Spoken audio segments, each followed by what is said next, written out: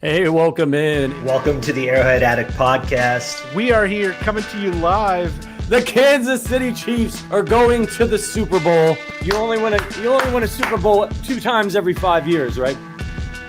Oh! The warm-up act is over. Let's bring in Melissa Etheridge, massive Chiefs fan. Melissa, Super Bowl champion, 2-time Pro Bowler, and Trent Green. Trent Green, how you doing? Hey, what's going on, guys? And he picked it up! He picked it up! He's gonna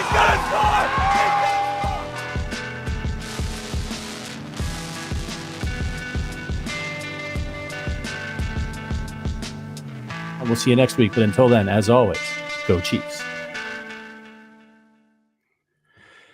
Welcome into a live edition of the Intangibles brought to you by Arrowhead Addict. My name is Price Carter. Thank you so much for joining us today on what is a news-filled Chiefs day. But of course, we're going to talk about the draft as well, too. Joining me, as always, it is my good friend, Christian Ainsworth. Christian, how are you today? Doing good, man. Did you pay attention to any of that Xavier Worthy news over the weekend, man? Like, that was so crazy. Like, very up and down. Man, I had my phone clutched to Seth Kaiser's tweets waiting for his updates, man. Like, insane. Yeah, I'm actually having some video issues. It looks like I'm going to jump out of the room here, but why don't you go ahead and intro our guest today, too, while I am out? Okay, sure. Well, so we have Daniel Harms today, which, if you guys do not know, great follow on Twitter, huge draft analyst, just a little hazy on where he exactly, sorry, I just got to pop up on my thing there, where exactly he is at doing these, but insanely good follow. Daniel Harms, is he officially in now? Yes. Could okay, be. Good. All right. be here. How's it going? Doing good, man. Doing good. What have you been up to? Just any prospects you're super high on right now, or?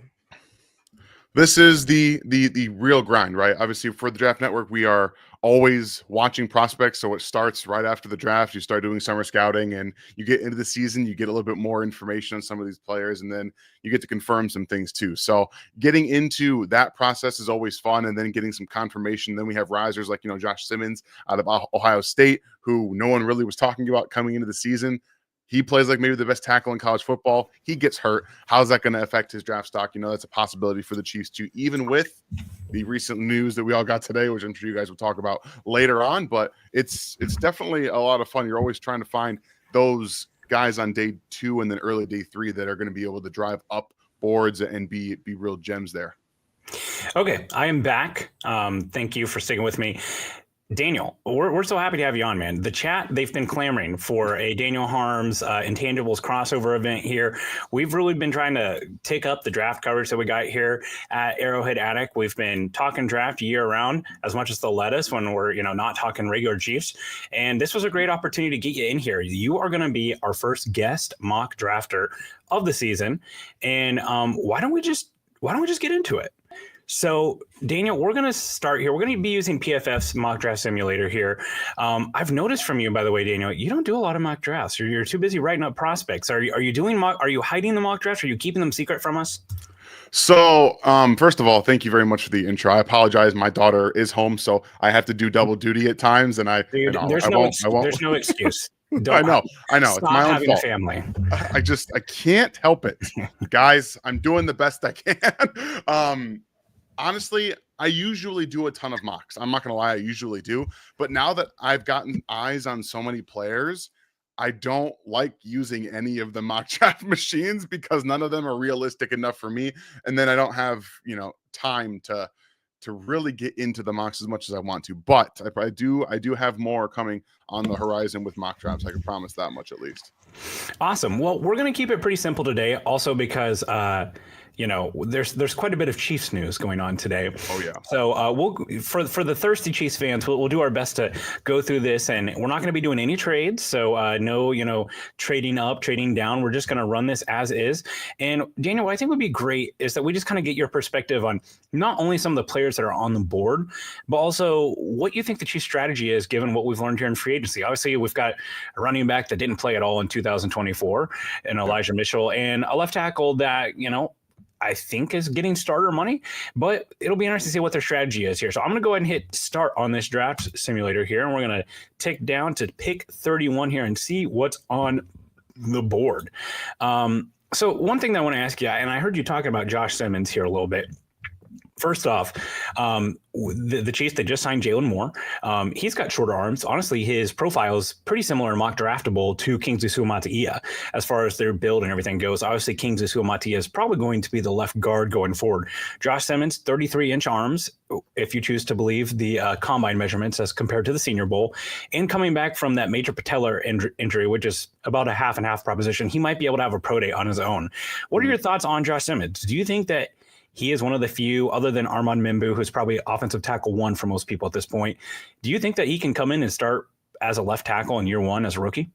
I mean, I think possibly he could, but it's not a worse situation to come in and have someone, an actual veteran in the room starting in front of you and Jalen Moore, if that's going to be the situation. Also, you have a guy who's got, like you said, 33 3/8-inch arms and Jalen Moore ahead. And so if you bring in a guy like Josh Simmons, who again was playing, in my opinion, maybe the best left tackle football outside of Will Campbell, but we all know Will Campbell and his T-Rex arms, or everyone's freaking out about them and the wingspan. That's been the big thing with Will Campbell. But in terms of pure left tackle play this last year, I do think that Simmons was playing at that type of level. Hand placement, usage, footwork, all really there. Still some raw aspects and giving up the shoulder a little bit at times, which is going to happen with anybody, especially transitional prospects like Josh Simmons. But in terms of what the Chiefs need, if they do not believe in any way, shape, or form, which it would appear that they don't, that Kingsley Suamataia can play left tackle,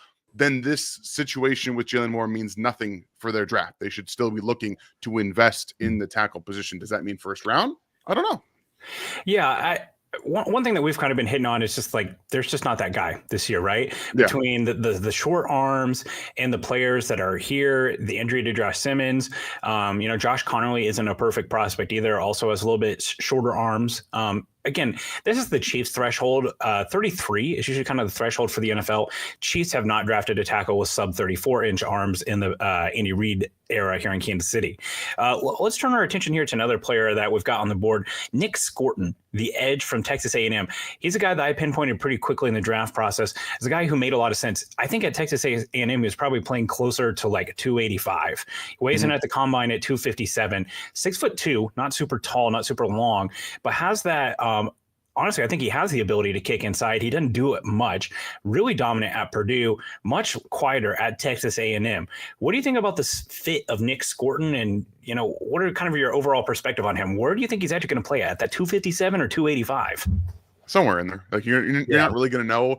And a lot of these guys, they lose weight for the combine, and they want to run faster. They want to do all the agilities, and some of them bulk up. Obviously, Nick did not bulk up in any way, shape, or form. You got down to a playing weight that he would never play at. 257 is far too light for him because he is not a speed rusher off the edge. He is a power player. He uses that length and the speed, just that initial burst, to get into tackles and really more collapse. He has some tools at his disposal, but he doesn't have like a huge pass rush repertoire where he's gotten, different types of rips, clubs, swipes, swims, all that different stuff. He's still figuring out the pass rush from that kind of technical perspective. But in terms of, like we said, where you're actually fitting into the Chiefs defense, he makes a ton of sense because of his power and the ability to stand up on the edge against tackles, tight ends in that run game, where we see even a guy like Mike Dana, who is a little bit on the, I would say, lighter side for them. He's not the big 280+ pound guy. He played a little bit more like that at Michigan, where he came inside and played 3-tech, but he lost a little bit of weight coming out and played more on the edge for the Chiefs, where we see him reduce inside more as a pass rusher. But I agree with you. Scorton can play inside from really anywhere you want him to in this specific defense. The problem is that where is his upside as a pass rusher? We don't actually know. We haven't really seen that in terms of technical winning. So that's the one thing that we consistently pinpoint with Chiefs players where they draft them, and that's kind of the problem. Awesome. Good to hear your perspective on that. All right, so the clock is ticking here. I think we might need to start making a pick. What are you thinking here? is there a specific position you want to look at? I think, Josh Simmons, a lot of Chiefs fans would just hammer that home. We just talked about Scourton a little bit. Any other names you want to look at? Any other positions you want to look at here at 31? I think defensive line, Darius Alexander is probably still a little bit rich for this specific transition. 6-year player out of Toledo. I know he shows really good athleticism, power. He showed well at the Senior Bowl. It's tough to want to sink that into the pick 31. But again, if you're on the board, he is your highest graded player, much like Felix Anudike-Uzomah was for the Chiefs a few years ago. You go ahead and you hit the button. So if for me, it's between defensive tackle and offensive tackle, and those would be the two guys if there's nobody really else on the board to really go at. Christian, why don't you break the tie for us? Who do you think? Honestly, I wouldn't be mad if we looked at wide receiver a little bit. Like, we've got that tackle in free agency. We did a little bit. I mean, D tackle, it's a very, very deep class. I don't see anybody here that is incredible, like really catches my eye, like Jaden Higgins possibly. Manor is also a good choice, but if I had to choose between those two, I would go D line. Yeah, wide receiver's been picked over here pretty good. I know Higgins and Noel, Todd McShay has them both as top 32 prospects on his big board. There are definitely some risers here. I saw someone in the chat talk about corner too. At corner, we have Trey Amos. Maxwell Hairston had a great combine. Siobhan Ravel coming off the ACL injury. Darian Porter's a fifth-year player, had a great combine as well. Dan, what do you think? Let's turn in the pick. Pick 31, the Kansas City Chiefs are taking who? For me, it's Josh Simmons. He's the best player on the board, in my opinion. And again, you see some of these players here, they don't make a ton of sense. I think Alec is more of a third-round player at wide receiver, and that's where we see some of the PFF stuff and different PFN. All the different mock draft machines have different values, and so when you're trying to make those picks, it does become a little difficult with your own scales. Yeah, for sure. And I mean, crazy things happen, right? Like sometimes a tackle shows up with a gas mask. Oh, it was smoking pot on draft night. You never know. Every year we keep wishing that certain players would do that. We just need those players to fall to the Chiefs. So maybe, who knows? Honestly, if he's at pick 31, it might not be a great thing because of the medicals. That could be a reason. All right, Chiefs are back on the clock here at pick 63. They get a left tackle who can hopefully learn behind Jalen Moore for a little bit. Now they're back on the clock. Some of the top players on the board: Cam Scadaboo, the running back out of Arizona; Jack Sawyer and his T-Rex arms, the edge from Ohio State; Elijah Arroyo, an injury-prone tight end from Miami; Darian Porter still on the board to corner; Dylan Sampson, a running back. What position do you want to take a look at next, Daniel? Yeah, this is where I would go defensive tackle specifically. If there's any, obviously based on the board, wide receiver, and then looking at corner again, just to kind of see. I like Omar Norman Lott quite a bit. And again, people are going to push the Deion Walker. I'm not touching that guy with a 10-foot pole personally. Plays so high for a guy who's 6 foot, like 6'6", an athletic freak, but also he didn't test particularly well either. And no, the best description I've heard of him is he's a defensive tackle who wants to play edge.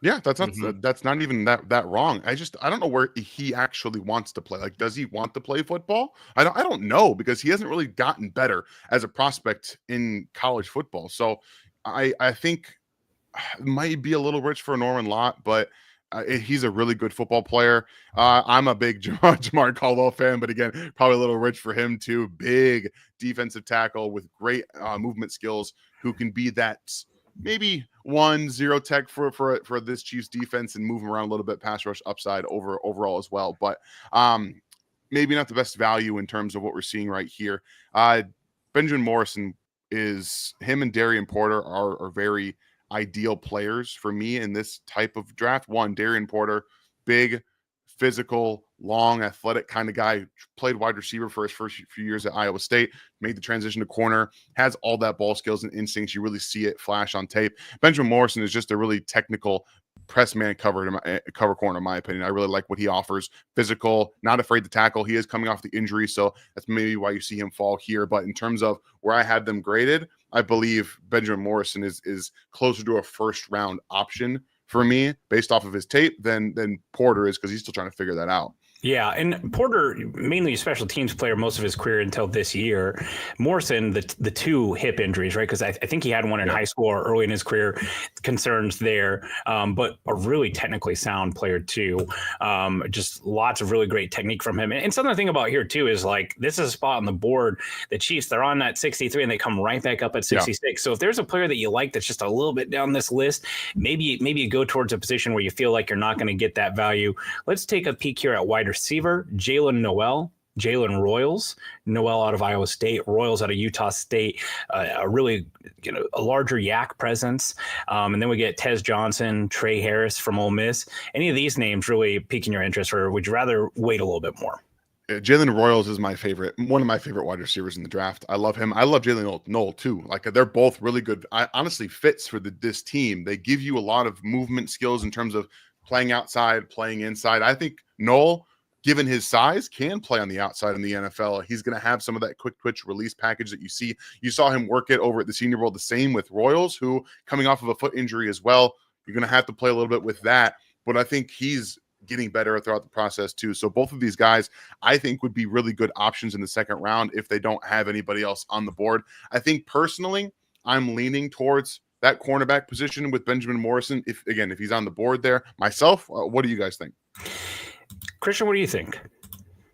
Honestly, I agree. Like tall, long, athletic corner. They can play press. Like that's a Spags guy to me. Like sign up. I'm good. So we're taking the limited starting potential with Darian Porter, who's 1 year as a starter. Or are we taking Morrison in the medicals? I'm personally Morrison. Yeah. Okay. Yeah. With the 63 pick, the Kansas City Chiefs select Benjamin Morrison, the Notre Dame corner. Back on the clock here at 66. Let's check out what happened at wide receiver. And both guys are still on the board. Now the question is does Royals too much overlap with Rashee Rice? I can see a lot of crossover in their skill sets. I haven't pulled up Mock Draftable to see what Royals came in size-wise. Or would you rather Noel? Like Jalen Noel, to me, I was watching him, I saw a lot of Christian Kirk to his game as to kind of how he separates, a route runner. There's also Isaiah Bond on down the board, who is just souped up McCole Hardman maybe. What are your thoughts on this wide receiver position, or is there another spot you want to look at? Maybe running back. Yeah, I think at least for me, I think Royals is a better route runner than Rashee Rice was coming out. And that's something that separates him. Again, I've said it on Twitter. I would take him over every wide receiver not named Ted McMillan and Travis Hunter. That's how strongly I feel about it. But we also understand some of the difference in the positions that the Chiefs are currently in. And I think right now with this pick, you might want to at least look at defensive tackle and come back at wide receiver, because that defensive tackle class is starting to get picked over a little bit. And some of these receivers are going to be available. I think it's quite an underrated wide receiver group personally, lots of different skill sets. Okay. Christian, what do you think? You got a preference over Royals or Noel? I would probably say Jalen Noel, just because I do like that outside versatility. I understand where you're coming from with Jalen Royals. Like, he's a fantastic prospect, but just preferentially. And I've also seen, I think, a little more tape of Noel as well, watching just Iowa State ball out this year. But it was kind of nice seeing Jalen Noel score some touchdowns in Arrowhead. I don't know if you saw him and Jalen Noel and Kobe Bryant were arguing over a clip of All 22 that I posted on Twitter last week, which was great. I just literally posted Kobe Bryant versus Jalen Noel, and then Noel retweets it, and then Kobe Bryant goes, "Okay, but show the rest of the film," which they only lined up across from each other like 3 times the whole game because Kobe played mainly outside. All right, I'm going to break the tie with Jalen Royals. He's just so fun, super explosive, great after the catch. I think his size is a little bit more preferable than Noel. So I can see that. And I think you got a guy there that the overlap with Rashee Rice isn't something that's terrible either. Cause I think, we forget that Rice does play on the outside some. All right. We are back on the clock here at pick 95. This is probably, to me, the most interesting pick in the draft for the Chiefs. You've gotten 3 premium picks here that you've spent. Now it's kind of this kind of, to me, the last gasp of a guy that you really feel like can come in and make an impact right away. You got Terrence Ferguson, the tight end from Oregon. Not sure how much tight end is a priority with Travis Kelce coming back. A thumper of a safety in Lathan Ransom. We could look at running back. Devin Neal is on the board. I've been told by every KU fan that if I don't have Devin Neal in a mock, that it's wrong. Jaden Blue, the running back from Texas. And then we kind of get down to kind of that second tier of running backs, Damian Martinez, Brashard Smith. What are you thinking, Daniel? What position you want to scope out here? I'd like to go back to defensive tackle once again, just to see what we got there, because that's been the big thing right now is that they don't really have. And there's again Walker again. For me, there's two players that I've already seen on the board that I'd be thinking in. It's Lathan Ransom or Jamari Caldwell at this position.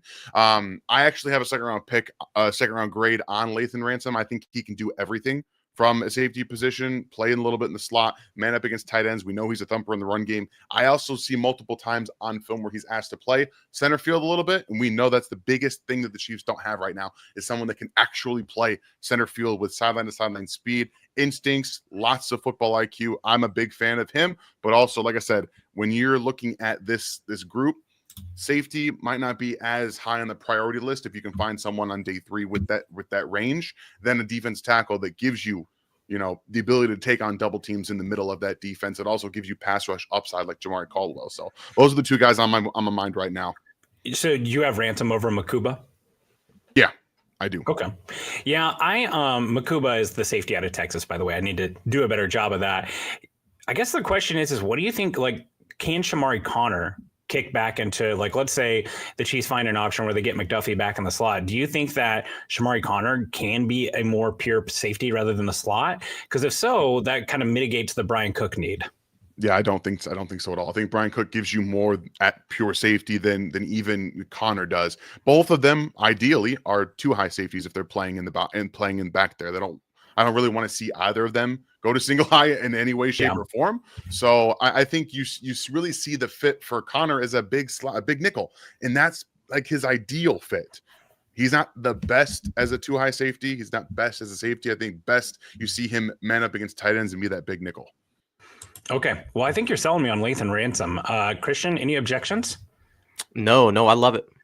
Draft good players is some advice I heard one time, and the Chiefs do that at the 95th pick with the Ohio State safety Lathan Ransom. We are all the way down to pick 132. So a lot has changed here. Let's take a look at the running back position again. Brashard Smith, the pass catching back out of SMU. Ja'Cory Krosky-Merritt, running back out of Arizona. The big bruising back Khalil Millings from Michigan. Trevor Etienne, the running back from Georgia. Bashal Tutin, I'll continue the Bashal Tutin propaganda, ran a faster 40-yard dash than Devon Achane at 16 pounds heavier. What are you thinking here? Christian, what positions do you want to take a look at here? I'd like to we already looked at halfback, right? I would love to see the linebackers right now because This seems like you could see a position slide. It would be this one. Ooh, maybe let's go back to halfbacks. I don't really see anybody here that would be a great. I kind of like Cody Simon, but I'm not sure. Cody Simon. Yeah, I got a third round grade on Cody Simon. I love him. Let's take a look here at defensive interior. Riley Millis had some good moments. What are you thinking here, Daniel? So I'm unabashedly a Tim Smith fan. I love Tim Smith, far more than anybody probably should. And when you see a guy out there that's at least probably played nearly 285 pounds, that plays edge from time to time at Alabama, they moved him around a lot. He can play all along the defensive line, has a motor that does not quit, tons of athletic ability. I love him. It might be a blind spot for me, but I think what he offers from that perspective, he's probably more of your Chris Jones backup, because I don't necessarily think you want him as a true one tech two in terms of having him inside there. I think he can, but you want probably more of a 3-tech perspective there. But in terms of run stuffers, you got Ty Robinson here as well, which is a little low for me in terms of where he should be going. I would imagine he'd be higher to top of day 3, sneaking into the 3rd round possibly. So he's another option as well, someone that takes on double teams well, got lots of power, pass rush upside is there too. I was shocked as a Nebraska fan. I was shocked at how well Ty Robinson tested. So no objections here for taking Ty Robinson if that's the way we want to go. Christian, any other positions you want to take a look at here at pick 132 in the 4th round? No, honestly, I love the Ty Robinson pick as somebody who can step up. I know that we are going to be really, really thin at D tackle this year unless we start re-signing some people, get that Mahomes contract reworked. But like picking up somebody like we did a few years ago from I'm blanking on his name, that we just let go. Mike Pennell? Yeah, Derek no. Draft. Oh, What did you say, Price? Derek Nottie, Tershawn Wharton, those guys. No. We just let him go. It doesn't matter. Anyway, we got to run stuff or just let him walk. Yeah, I have no problem with Ty Robinson here. So I guess the question is, who do you think stands a better chance at playing next to Chris Jones? Ty Robinson played in that 3-3-5 scheme that Nebraska has, so he kind of plays like an outside defensive end, shaded head up over the guard sometimes. Daniel, ultimately, who do you think is the player who has a better chance of sticking on the field with Chris Jones? Yeah, I think it would be Ty Robinson. I think you can give him a bit more versatility. I think his body type gives you some more of that 2-1 tech positional as well. I know that maybe his best role is probably that Chris Jones role, but I think you also get more versatility from him. It's go big red at 132, Arunza to Kansas City. We're going all the way down here to the bottom of the 7th round. This is going to feel like forever on draft day. Oh, here. yeah. And it's been, we've got a wide receiver here. We've got what we hope is the left tackle of the future. We've got a stud corner like Benjamin Morrison. You got to remember at the beginning of this year, he was top 10, top 15 pick a lot of times. So here, I think, we'll definitely had a running back here. We've seen the Chiefs draft good running backs. I actually really love Rocket Sanders here. I've been surprised to see how far he's fallen. Only 2 running backs on the board here, guys, and both of them are probably like better than 7th round picks in terms of overall play. Rocket's not a bad pick here. In play style and fit, Donovan Edwards makes sense for them because pass catching back, and actually has, at least maybe not this past year, but has breakaway speed to an extent. Donovan Edwards is just Isaiah Pacheco with a video game cover. Can we be honest?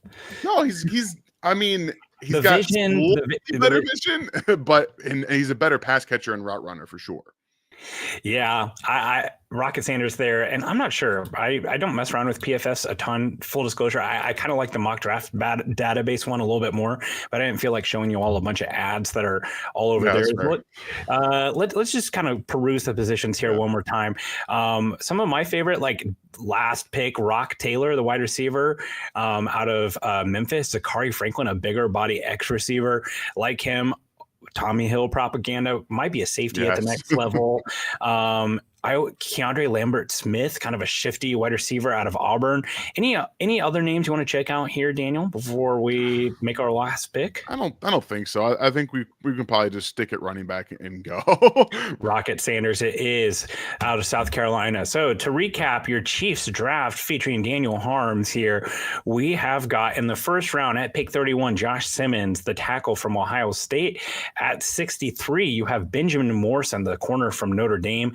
Pick 66, wide receiver Jalen Royals from Utah State. Lathan Ransom, the safety from Ohio State at 95. Big Ty Robinson, pick in the 4th round, 132 out of Nebraska. And Rocket Sanders, the running back out of South Carolina. This is fantastic. Honestly, I would love this, especially if you feel good about the Morrison medicals. You think you get a starting outside corner day one from him. Yeah, you would hope that's the thing, right? The Chiefs do a really good job with their medicals. If they get that back and they trust it, they will draft a player. Trey Smith is that the poster child for that. So you get that as well. Overall, try not to look at the grades, right? We don't want to look at the grades for the PFF stuff because they have their own entity entirely when it comes to value. But because the Chiefs don't have a ton of day 3 picks, I think that draft is good, especially if you see them start to chip away a little bit here at some of their depth concerns that they have in free agency. There's still some players out there. Obviously, day 1 is quote unquote coming to a close, but that's where you're going to see them actually make some of those depth picks, get some guys in the building, hopefully a defensive tackle so they can actually field a defensive line next year, not have to put Mike Dana at 3 tech or 2 at 1. I don't want to see that ever again. Yeah, and it's worth mentioning too, like when we do these mock drafts, they're a thought exercise, right? So the goal isn't to simulate it as many times as possible and be like, hey, look, Ashton Genty at 31, let's go, right? Exactly. We're trying to explore scenarios. So sometimes you get a Benjamin Morrison who's falling due to medicals, or a guy like the left tackle, right? Like that's the same situation there. So Daniel, before we let you go, before we start talking free agency, I want to ask you a couple of draft questions. Obviously, in case people don't know, Daniel works for the Draft Network, which is one of the premier draft sites. He's gone to the Senior Bowl. He's talked to these guys. He's watched them in person. He covers the draft year round. So who is a player that you are a little bit higher on in this draft cycle than you feel like the public perception is? Yeah, we talked about one of them, Jalen Royals. I'm much higher on him than a lot of people are. But on a little bit of different note, I think when we're looking at the running back position, I'm a lot high. I was earlier on Amari Hampton. Like I was already considering him as a top 15-ish player in this class before a lot of people got there. He's another one, but that's not like a true it's something everyone else is coming around to, right? Getting down the board a little bit. Somebody that you mentioned, Tommy Hill. I love Tommy Hill. Like I'm a big Tommy Hill fan.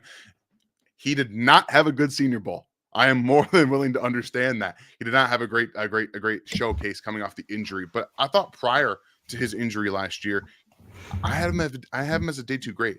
I have a day 2 grade on that guy. And when you look at his versatility, he has length. He can play a little bit of zone. He's physical. Man, I thought his tape against Colorado was outstanding. Maybe some of the best single game tape that I've seen from a cornerback this cycle. And I mean, I haven't watched a ton of them, like pure all the corners, but he's still really good tape. So I'm much higher on him than a lot of people. Same with Femi Oladajo out of UCLA. I love that guy. Are you just picking Nebraska players because you want to keep coming on the pod? Because if so, we'll let it happen. Yeah, Tommy Hill's pick 6. So Shadir Sanders.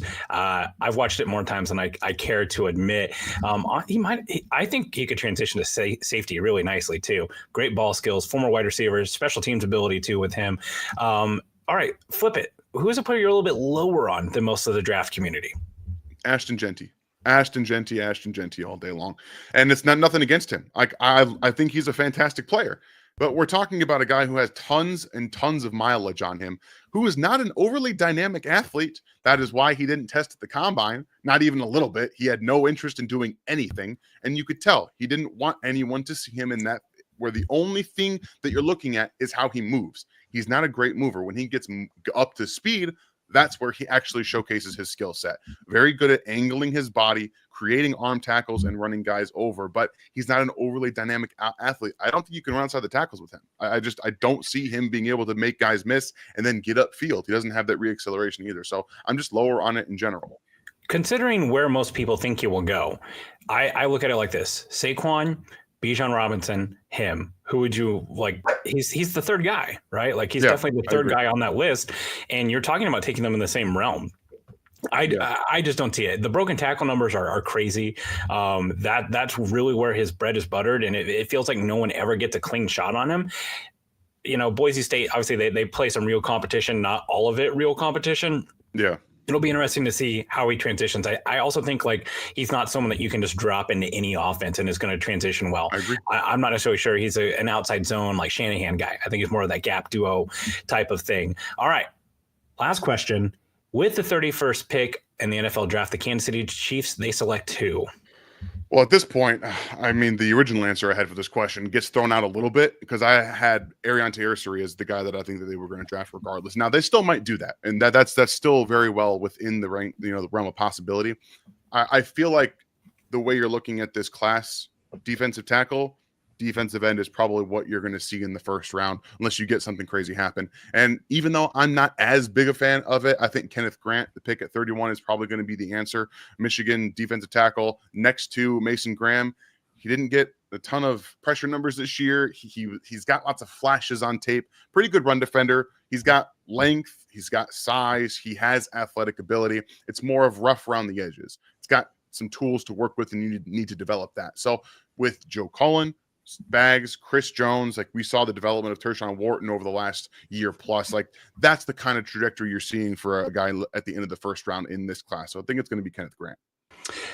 He's a guy that like I've seen at times go ahead of his Mason Graham in some mocks and some rankings because the floor is so high for him as a run defender. This first round is just going to be highly entertaining. One, because the lack of quarterbacks, how aggressive our team's going to be to get the guy that they think is the quarterback. And then there's not a lot of consensus, right? The gap on those first and second rounders, it's not super great. Yeah. So you're going to see more of that, like, well, we like this guy, so we're just going to take him here. So I think, there'll be some names that were like, whoa, we did not see that. Maybe a Cleveland Farrell at fourth. I'm not sure, like those type of picks, right? Actually, one last question. Where can I get you to get my resume to the Draft Network? Just send it to my email. Okay. Just want to make sure that they know who I am and everything. But seriously, man, we're so thankful that you're here. We love your draft input. We love the Draft Network. If you haven't, they've got a really great Discord. You should take a look at it. Guys talking draft year round. And then also RGR. You guys do some great work, some video cut-ups. I watched your video of Arianto Urshri. You were selling me on him very hard. So we'll be following you on Twitter at InHarmsWay19. Great work there as well. Daniel, thank you so much for joining us, man. We appreciate it. Always. I love coming on here with you guys, not just you guys, but the Arrowhead Addict community. It's always a lot of fun. And the fact that you guys have people that asked for me is really, really top notch. I appreciate the support and love. So thank you guys. Well, they wanted some good draft analysis for a change. so they got it. So thank you so much. We'll let you get to your family and, just keep on that breaking news as it keeps coming in. Thanks so much, Daniel. Yeah, thank you. All right. Well, what else could we talk about, Christian? I mean, there's not really much else to talk about. Maybe we'll just take it in the timeline that it happened, right? So we don't need to spend a ton of time talking about Saturday morning and what it was, because it didn't actually end up being a whole lot. But Saturday, we wake up to a mugshot of Xavier Worthy. And, I think that this was a great reminder of just remembering that accusations are just that, right? That we didn't necessarily know what ended up happening with Xavier Worthy. For those of you who don't know, who are living under a rock, he was arrested in Texas. This mugshot comes out. The charges were related to strangulation and domestic violence. And within hours, he's the charges are declined by the district attorney, and he's a free man. I think, just kind of starting off from the beginning here, this really surprised me because Xavier Worthy, by all accounts that I've heard in draft circles and just looking at his life as a whole, he's first off, like, we're getting this whole generation of players that are really interesting. Xavier Worthy's been a millionaire for years. Texas, you watch their signing days, they've got Lamborghinis lined up outside. There's oil money in Texas. These guys, it's a huge college football program. He was a top recruit. So he's had life-changing money for quite some time. He didn't just get this sudden burst of wealth that you hear about the draft. And it appears from all things that we've seen, the police determined that he was not guilty of the things that he was accused of and arrested for. And the charges are declined. So what were your thoughts on Saturday, just kind of going through this whole thing? And, where does this leave us now with Xavier Worthy? Oh, dude. Well, when I first heard the news, I was astounded, especially because, like you said, this is not a person who, you heard about the Rashee Rice incident, and then you hear about the things that happened before that, where it's like, hey, some questions before the draft, like a lot of teams. I will tell you, I've said it here before, but I talked with a former NFL scout who now works on the draft community, who said that Rashee Rice was off countless boards, that there was a sense in draft rooms. Yes. Of course, It's the Chiefs who took Rashee Rice. So that was not the case with Xavier Worthy. No, not at all. From what we understand, very, very upstanding person. And then we hear this on Friday, and my first thought is, oh God, we're going to be without our wide receiver 1 and wide receiver 2 for however many games this offseason. Now, later you find out, I don't know exactly where the Rashee Rice incident is, but it seems to me like that's no longer going to be an issue. Is that correct? Yeah. Well, it's not. That situation's been really strange. As far as I know, there's not been actual formal charges filed against him. It's still an open investigation. But I would be really surprised if he's not suspended at some point, which is kind of the other part of this, right? Whether Xavier Worthy, if anything ever comes of this with Xavier Worthy, the NFL can still choose to suspend him. The one thing I will point out, and this is not me speculating, this is a prosecuting attorney, Seth Kaiser, who is spoken on this. For the district attorney to decline charges that quickly means that they feel that there is not enough evidence to support even following this. They could have left it under review, but the fact that they declined the charges this quickly just says that there's not a large chance of this becoming anything more. It doesn't mean it can't happen. With new evidence, they can change their mind. But I feel that I would be very surprised if Xavier Worthy got suspended for this incident. And if so, it's going to be one game or that's it. Because I'm not sure that if there's not going to be any legal action taken against him, and it's very clearly like there was some infidelity that was involved, there's some private investigators. I'm not necessarily sure what all happened. I'm not going to try to. These are young people who are learning with it, which, by the way, I've seen some like other fan bases being like, oh, here comes the money. That's how they got him to change their story. It's like, oh, yeah, dude. If you know Xavier Worthy, his fiance is a well-known influencer and a track athlete. Like, I'm pretty sure she was doing okay too. So I don't think that she's just come into money as well. So I'm not necessarily sure that story holds up. But first off, like most importantly, you just hope everyone's okay. Like just a reminder, these domestic violence charges, they're very serious. In the state of Missouri, for instance, if you're involved in a domestic issue, it doesn't matter what you say. You don't get the choice of pressing charges. If the cops show up and someone's got bruises and stuff and it's a domestic issue, you go, right? So they're dangerous situations that can escalate. And obviously with the strangulation charge, you feared for the worst. We're very happy that it didn't end up being that situation. It looks like Xavier Worthy got a new haircut. I know that was part of the story of that she was ripping chunks of his dreads out. So very clearly not a healthy situation. You hope that one, everyone's okay. And two, they're able to sort this out, whether it be they end up back together. I think we've seen from the Tyreek Hill situation, you get some of those toxic people in your life. It's time to just get out and move on with your life. But hopefully that is the last that we hear of the story from Xavier Worthy. Yeah, and I agree. And the best part about it was it came and it went. And, again, like you said, you want to assume that when you show up, police officers, to those situations, the worst. That way you get everybody separated, everything. Well, I don't agree with this new age of media where it's like, hey, the first one to put this out is, the one that's crowned with all of the accolades and they get the most views and it goes through that, because there are some situations that happen like this one where it's like, hey, we're not 100% sure what went down. Now we are kind of sure what happened, but still kind of foggy. It's like you're drugging man's name through the mud for essentially no reason. You just saw that he was in jail and posted it. But a best case scenario for Xavier Worthy, as far as I'm concerned right now, after that incident. Well, that coupled with the news of Hollywood Brown re-signing with the Chiefs, 1-year deal up to $11 million. After doing some digging, it looks like the cap hit's going to be just over $6.5 million in practical guarantees. A lot of these incentives are not likely to be earned since he barely played last year. It kind of felt like, boy, this Xavier Worthy thing might be bad, right? I think all of our minds went there. I tried not to because, like, whether Xavier Worthy was sitting in a jail cell or at his house, the Chiefs still needed wide receiver help. Hollywood Brown was always kind of the logical conclusion because he had been here before. And it felt like the Chiefs were really excited to have Hollywood Brown, Rashee Rice, Xavier Worthy on the field before. I was like, oh my God, between Xavier Worthy and Rashee Rice suspension, like, when are we ever going to see this? Will it be Christmas? Will it be Christmas when I see these guys on the field together? It was supposed to start September of 2024. And it's going to be like December of 2025 before we actually get to see it. But just, your reaction on the Chiefs bringing back Hollywood Brown, what you think this year could hold for them, and what, the number too. Like, what do you think of the number? Oh, the number's perfect. Like, if you were writing this up, if you were Veach, you maybe paid a little bit more than I think what people were expecting him to sign for. But it's like, dude, you got Hollywood Brown, who showed flashes in the offense, well, late in the season. And then you have Xavier Worthy, who's going to be in a good situation. And then Rashee Rice, who knows what the hell that's going to look like. But it's like, dude, Hollywood Brown was the perfect signing. And I know it's not like the Devontae Adams flashy sign or we get Cooper Kupp or something like that, like a big name. It's like, no, we're getting somebody who's familiar with the system. Second year, probably got him for less than what he was actually worth if he played the full season last year. Like, this is a win-win for Veach. I was more than happy with this whenever it came out. Well, whenever you see like Tutu Atwell get $10 million or some of the other guys who have been cashing in at the wide receiver position, it started to feel like a good value. And I think, honestly, like, how I feel about the Hollywood Brown signing was ultimately going to be like, what version of Rashee Rice do they get?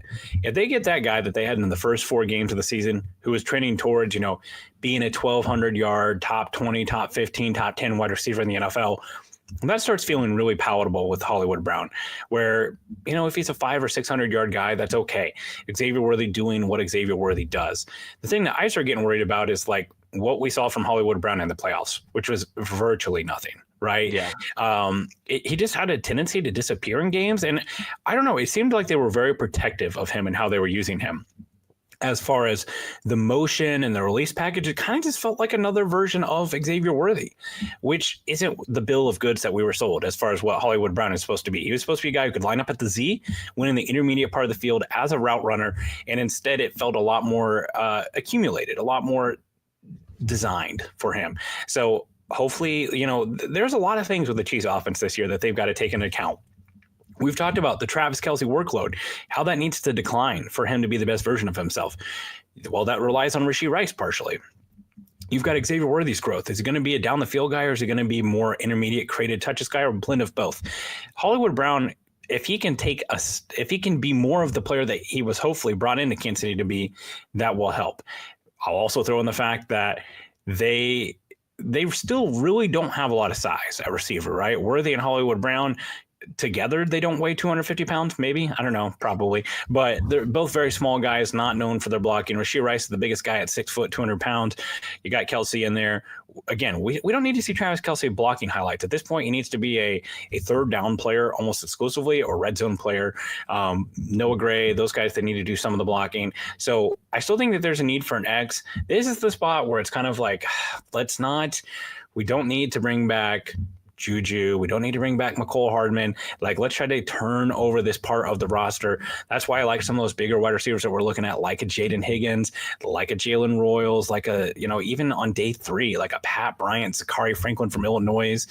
I think that there's some room for this roster to grow. We know that they do not, throw up a bunch of go get it balls, go fight for an X, but they also need an X receiver who can, do some of the things that X receivers do as far as block, run the vertical route tree, extend the boundary. So it'll be interesting to see what they do at the receiver position, because I don't think that they are done here yet.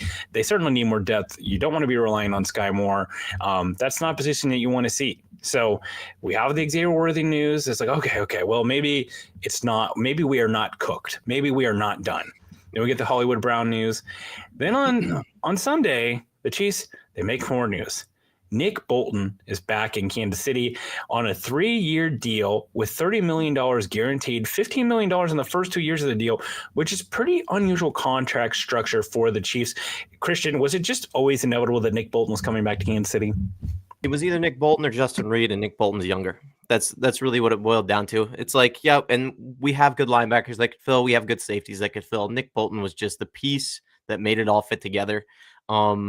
I was really surprised by the contract. I mean, $15 million in the first 2 years. It's like, yeah, we got to get this Trey Smith deal done quickly before these other guards sign. And we've seen today, at least, that that isn't necessarily the case. People are getting paid $20+ million a year to play guard in the NFL. But it's like, okay, Nick Bolton comes back. He fits with the defense. That to me, it's people want to paint him as this liability. And I don't necessarily think that he's a liability. It's just so polarizing. It's like he's either the worst player on defense or he's a budding superstar. Anytime you see any general NFL news, it's like budding superstar Nick Bolton comes back to the Chiefs. And it's like, well, he's not that. And then it's like, well, he's not exactly the worst player on the defense either. To me, this was kind of just like, meh. So yeah, Nick Bolton's back. Great. Continuity in the defense, but it's not like, oh, thank God we locked him up. Yeah, I look at the Nick Bolton signing, and I look at it a couple of ways. You look at the guys that he's surrounding as far as APY pay. You have Patrick Queen and you have Terrell Edmonds, both two-time Pro Bowlers. You have Matt Milano and Fred Warner and Roquan Smith, both all three all pros. And there's Nick Bolton just firmly in between those guys. When I look at that and the accolades that those guys have, I feel like he's much closer to Patrick Queen. Matt Milano's been hurt quite a bit, but has put together some great seasons. Zach Bond, an all pro, just signed a deal as well. It just, it really feels like nobody values Nick Bolton more than the Kansas City Chiefs. I wish that they would have let him test the market, perhaps. The free agency market's weird. Every linebacker, it felt like that was going to be a free agent re-signed with their team, almost all of them. So maybe that has something to do with it, and that he was going to get the bag just because of how many teams were going to basically throw him the bag because he was the only available linebacker. but it just feels like he is worth more to the Chiefs than any other team. Now, with all of that being said, the limitations that Nick Bolton has, there's going to be some moments where it drives me crazy when I go back and watch a game on All 22, on NFL Pro, or if we're watching in person and he gets beat to the boundary by a running back in the flat. I also feel like the chances of this contract being a failure are extremely low because it's Nick Bolton. And he is a pro's pro. He's the brain of the defense. Even as his skills begin to erode as he gets older, he's still going to have those good run fits occasionally, those well-timed run blitzes. And I think we want to tell ourselves, hey, Drew Tinkle, he can come in here and be the mic and do all the same things. But this is where we get into the intangibles, right? Where we just don't know how much of the brain the defense was. And it just felt like the Chiefs were never going to lose both Justin Reed and Nick Bolton in the same offseason. Yeah, 100%. And you talked about the contract a little bit there.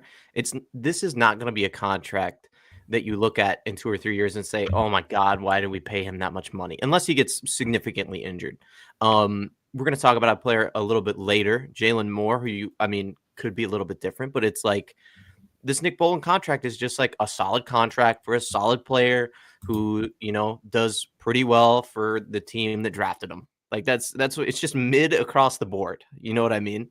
But this is, again, you said it perfectly. This is not going to be a contract that anybody is regretting. Like 15 mil for a linebacker, for an off-ball linebacker. It's not fantastic.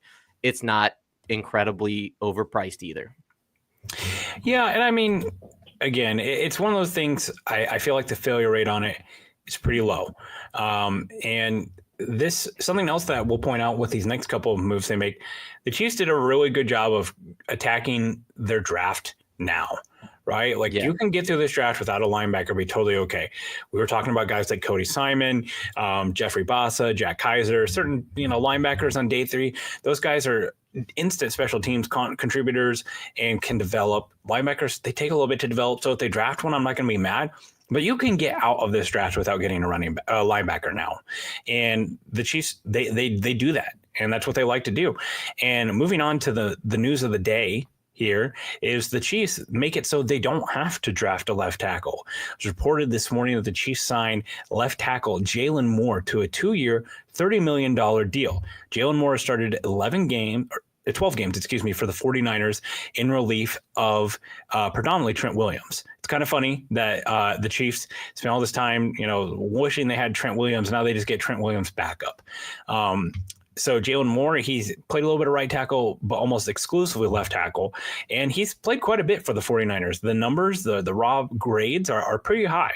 When we look at him, 26th overall pass protector, or I shouldn't say pass protector, rated tackle. He's pretty highly rated as a pass protector, only giving up a few pressures. But I will say this Kyle Shanahan scheme for tackles and linemen in general, it is pretty nice. You look at a lot of what he's done. You start breaking down some of the tape I got a chance to look at today, tweeted out on my X profile. There's not a lot of just pure vertical sets where he's dropping back and we've got a 5 or 7 step drop. There's a lot of quick outs. There's a lot of chips. There's a lot of getting the ball out quickly. So the Chiefs, they take a chance here with Jalen Moore, paying him $15 million a year. What were your thoughts on the signing and just the whole left tackle market as it goes?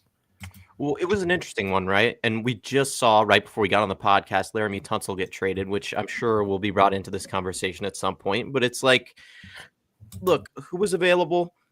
Really 2 guys, maybe 3 that the Chiefs, I feel like, were really considering. Jalen Moore just seemed like a guy. It's he didn't really fit the profile, but lots of upside. This seems like a very much not a Veach contract, if that makes any sense. The upside is super high, but also the lows could be just awful. He played a stretch of games, 4 weeks, I believe, in the middle of last season where he played phenomenal. Again, maybe 30 true pass sets and during that entire period, but he did very, very well with them. A 2-year, $30 million contract is we could either be looking at the steal of the year this upcoming year, where he's just this above average left tackle that comes in and fits perfectly in the system. Or this is a contract where you go, oh dear God, we're in the same position we were last year, except now we've paid $15 million this year to a left tackle who is not playing particularly well. But I think a lot of it's going to come down to not necessarily Jalen Moore, but Patrick Mahomes. Like, he's not going to be able to take that 15-step drop that he likes to and get the ball out fast. This is very much going to be like a little bit more agile version of OBJ a few years ago, where it's like, hey, don't get super deep in your pass set. He's going to do an above average job, and everything will work out. I'm just afraid that it's just such like a hit or miss contract to me, where 15 mil is a lot. Luckily, the Chiefs get a break. I think they can get out of it after the first year fairly easily.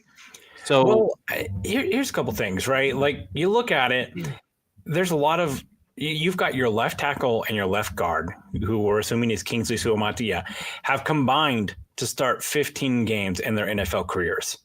That's a little scary. And we're first off, we cannot assume that the Chiefs are done at tackle. Paying him $15 million a year, I would be surprised if they bring in a notable veteran to compete at left tackle, like DJ Humphries, Donovan Smith. That would be surprising to me. At this point, I think those guys probably going to try to go somewhere where they can compete for jobs. You brought up the Laramie Tunsil trade. The Texans were not trading Laramie Tunsil to the Chiefs. No. Everybody and their brother knows that the Chiefs need a left tackle. The Chiefs played the Texans in the playoffs. They're not doing that. They sent him to the NFC for a large crop of draft picks. And by the way, he has a very large cap hit. So there was a lot of moving pieces to that trade. I realistically don't think it's a possibility. We see Ronnie Stanley, which, by the way, that man needs a new agent. When you see the deal he got compared to the deal that Dan Moore got with $50 million guaranteed to the Titans, Dan Moore getting $50 million guaranteed dollars. This is an idea of the market, right? We're reaching a spot in the NFL where teams are so good at manipulating cap space with void years and dead money and converting salaries. Honestly, if you have a lot of cap space, it's almost a bad thing. You look every year recently, when you look at the free agent rankings during the Super Bowl, you're like, oh, baby, Trey Smith, T. Higgins, the Patriots are going to be salty. And then you actually get to it and it's like, oh, Dan Moore got $50 million.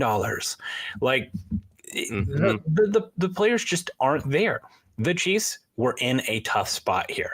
I think the most important thing here with the Jalen Moore signing, if it goes perfectly, he is an average Donovan Smith-esque left tackle, and you keep him here, and he's 27, and he still has upside because he hasn't played a lot, in which case he plays year one on the deal, and you're going back to the table and said, hey, we want to make you our franchise left tackle. Let's rip up this old deal, get you more guaranteed money, and boom, you've got your left tackle, dream come true, and he's here for 5 to 7 years or something like that.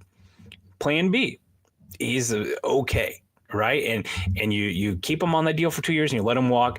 Also, he could kick over to right tackle if Juwan Taylor walks next year, which is probably going to happen. What really matters to me is what happens behind Jalen Moore. If he's good, great.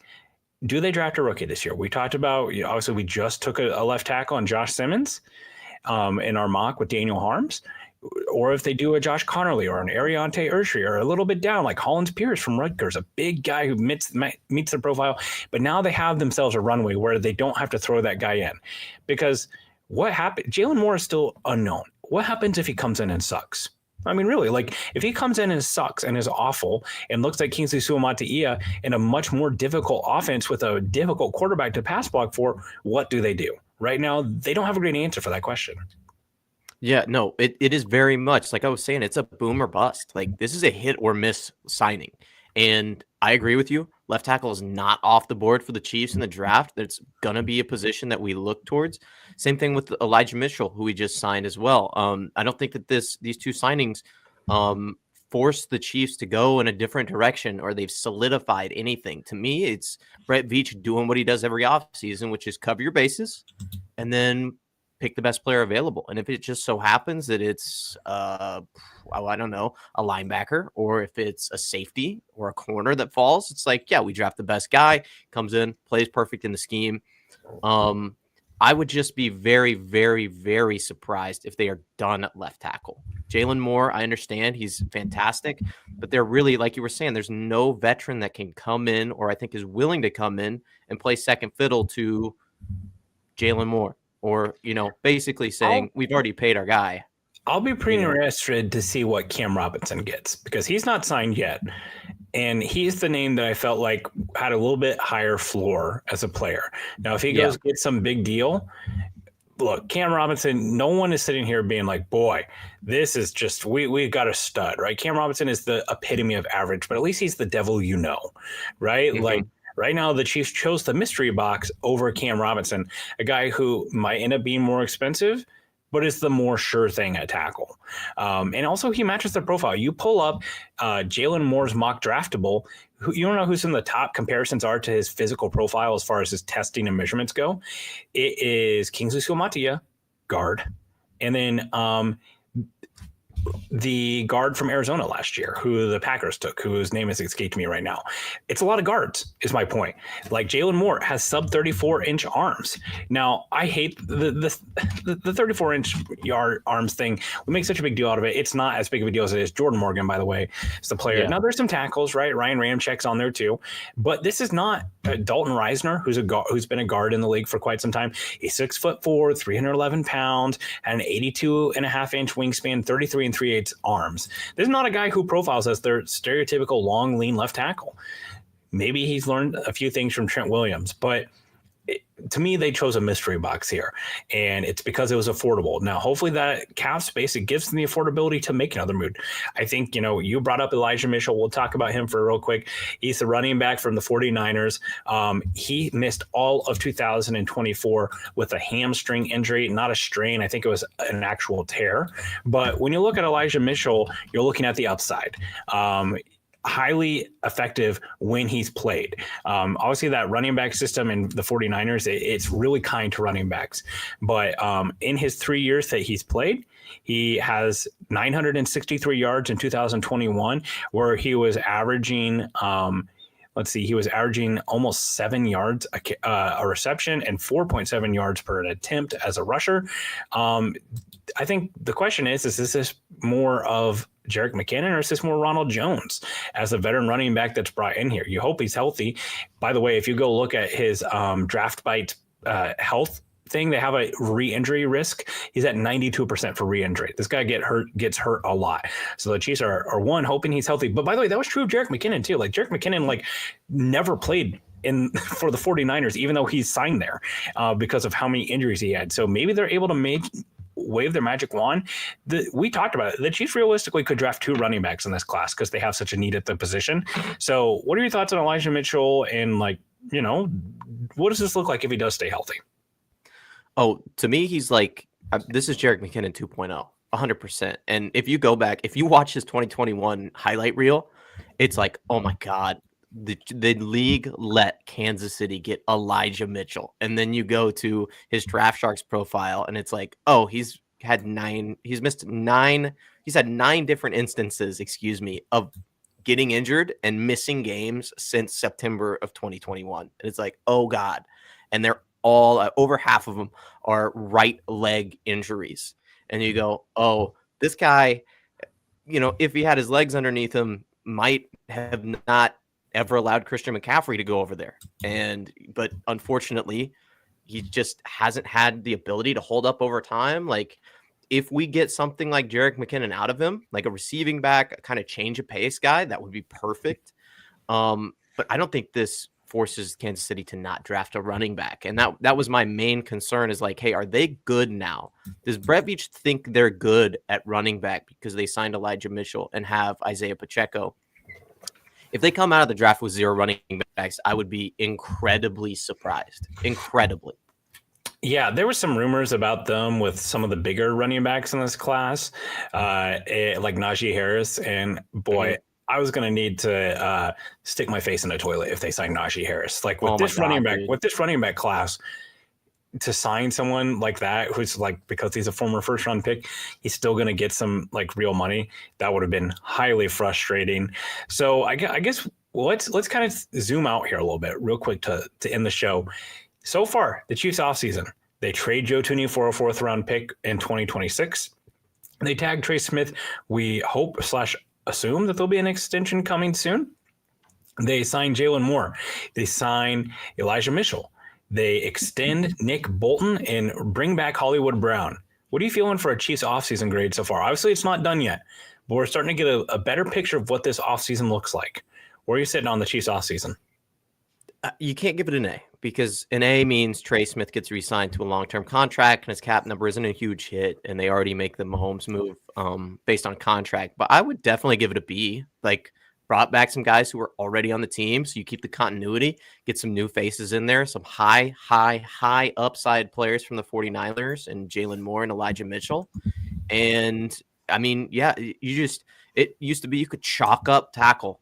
You could chalk up left tackle as a first-round pick for the Chiefs. I don't know how many stupid Josh Connerly mock drafts I saw for ESPN or DraftKings or any of these websites where it's like Josh Connerly at pick 31 to the Kansas City Chiefs. Like, it's not a chalk pick anymore. Like, they have the ability to move around, drop back maybe. I know you really love that option for them in the draft. It's like, this to me just makes this upcoming draft an enigma for all the players there, all the teams that are drafting around Kansas City, and maybe allows them to, get a fantastic player that they wouldn't have had to pick. So I just straight B. Nick Bolton, fantastic signing again. Hollywood Brown, great. To me, it's just B until we see the draft. Yeah, I'm gonna be a little rougher. It's a C for me. Factoring in the fact that Trey Smith is still sitting on the tag, and now we're hearing, it's going to be closer to spring, maybe at training camp that he gets signed. So now you're wearing that tag around your neck this whole time. We know for a fact the Chiefs have to do something with the cap, right? When the league year starts on Wednesday, whether it's a Travis Kelce restructure, whether it's the Patrick Mahomes lever and his converting his salary cap to signing bonus, they've got to do something because they flat out do not have the money right now to pay Jalen Moore, to pay Elijah Mitchell, to pay Hollywood Brown, to pay Nick Bolton. Like, they were negative cap space just after tagging Trey Smith. They cleared up quite a bit of it by trading Joe Thuney. You throw in the fact that you're bringing a question mark left tackle and you remove the all-pro left guard who is playing next to him. I think everyone was under the assumption that Trey Smith was going to be that guy who went, that they weren't keeping both. They didn't end up keeping both, but now you have the rookie left guard essentially playing next to what is essentially a rookie left tackle. Now, he's not a rookie, but he's not started a full season. You bring back Hollywood Brown, that's fine. And then you basically pay the market value for Nick Bolton, which, again, we talked about. There's reasons to it. It makes sense. We'll probably never understand all the value that he has. But at the end of the day, you're paying big money for a right guard and a middle linebacker who's not excellent in pass coverage. Your wide receiver 3, you bring back a project running back that is a gamble, and a left tackle who's an unknown. There's a lot of questions to be answered there, right? There's a lot of things that can go wrong. I feel like a lot of times when I keep coming back to the analysis of this offseason, I keep going back to, Rashee Rice will be back, which is great and looked like an emerging star. But he can't do all the heavy lifting there. You hope for a big step from Xavier Worthy. And yeah, this draft, I think we've talked about it several times. It's a very important one, right? They need to come out with some sort of weapon that can really put this offense over the top, or they need to come away with a tackle that they feel like can take the reins over if Jalen Moore doesn't end up working out, or if Jalen Moore slides over to the right side. There's a lot of answers, right? And that's not even including the fact that, like, hey, this is a good defense, but go look at the defensive line roster right now. It is like 6 barren. people. It's There's barren. like 3 people. Yeah, it's Chris Jones, Mike Dana, Felix Anudike-Uzomah, and George Karlaftis. That's it, right? And we're seeing guys getting deals left and right. I've been keeping an eye on Twitter, which is actually working for a change here this afternoon. So far, nothing like super big. Oh, whoa. Big news here. Josh Jobs, 2-year deals with the Patriots, and Kenny Pickett got traded to the Browns. Major news here. So nothing too relevant for the Chiefs. And look, like, let's be real with what they're going to have to do for the cap. They probably aren't just sitting there strapped with cash right now to be spending anyways. So it'll be interesting to see as we kind of hit the second wave. We've not seen Justin Reed sign anymore. We've not seen Charles Omenihu sign. Maybe those guys come back. Do the Chiefs kind of go shopping in that free agency bin, like a Cooper Kupp perhaps, or another vet wide receiver? That's an option. Be interesting to see what happens. We're going to be talking about free agency all week. We're going to be breaking it down on the show every day here. Tuesday, Wednesday, Thursday, we'll have a show every single day of the week to go over all the moves that the Chiefs are making. And of course, keep an eye on the written work over at the site too. Our guy, Matt Connor, has been typing ferociously today, trying to keep up with all the Chiefs news. The Chiefs did not make it easy on him this weekend either. They kept breaking news over the weekend. So keep it locked on here at Arrowhead Addict for everything. We want to thank Daniel Harms, even though he's not here right now. Thanks to him for joining the call and helping us do a mock draft. We'll post that mock draft on Twitter so you can see it. And thank you to producer Richard, who was very flexible with us and helped us do the screen share and everything for the mock draft. Super appreciate it. Christian, thank you for showing up sober today. I was very concerned about you. Okay, all right. Okay, so he sent me a Snapchat of a Borg, which, if you don't know, is a gallon of water, like a gallon jug that's filled with a mystery liquid that usually involves alcohol. And he sent me that, and I was like, oh my God, like, it's Sunday, my guy. I know you don't have school on Monday, but at least be a functioning adult. Turns out it was actually a Raising Cane's green lemonade that they do around St. Patrick's Day, but he was joshing me. Oh yeah, dude. Well, I didn't realize that you could sell it in like the gallon jugs. It's a green gallon jug that looks like a Borg that they're selling at Cane's. Yeah, I mean that's the perfect selling point for me. Look, I've had a hot take about Raising Cane's before. I think it kind of sucks, to be honest. That's ridiculous. Dude, ahead. it's first off, it's three things. It can't be that good. It's three things. Variety is the spice of life. And there's three things. And every time I go, there's a damn line. Just make more chicken. Okay. Like, hey guys, this guy just ordered chicken, Texas toast, and fries. Get it together, okay? You should never run out of that stuff. Now, I will say, the only thing Raising Cane's does have going for us, they have excellent sweet tea. And I have a lot of times, like, if we have like family over for like Thanksgiving or Christmas, I'll go get a couple of jugs of their sweet tea because I don't know if you've seen me before, but I like sweet tea. So I fit the profile there. But their sweet tea is really good. Sauce as well. I can't believe you didn't mention the sauce. Well, Best they only sauce. have one. They only have one sauce. If you go somewhere like Chick-fil-A or Slim Chickens or something like that, they actually have a variety of sauces. They just have that pepper Thousand Island sauce or whatever, and they just have one sauce. Dude, okay. I don't want my cobbler making my hats too. You know what I mean? Like they do good. Just be good at one thing. They make the best chicken. That's it. You don't need to go get a 6-course meal. I would rather have Chick-fil-A's chicken tenders. Absolutely. That's insane. Have you had them? This is going to continue off the podcast. I hope you know. This does not end here. I'm pretty sure I was actually wrapping the podcast before I accused you of being an alcoholic. But whatever you do on your Sundays, we appreciate you listening to the podcast. Thank you so much. Thank you for listening. And as always, go Chiefs.